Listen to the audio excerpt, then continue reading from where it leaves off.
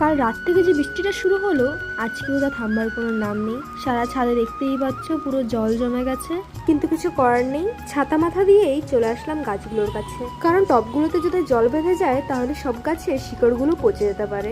এই দেখো, বলতে বলতেই স্ট্রবেরি গাছের ঘরটা পুরো জলে ভরে গেছে। এই জলটাকেই যদি আমি এখন থাকতে দিই তাহলে আস্তে আস্তে শিকড় সঙ্গে পুরো গাছটাই পচে যাবে।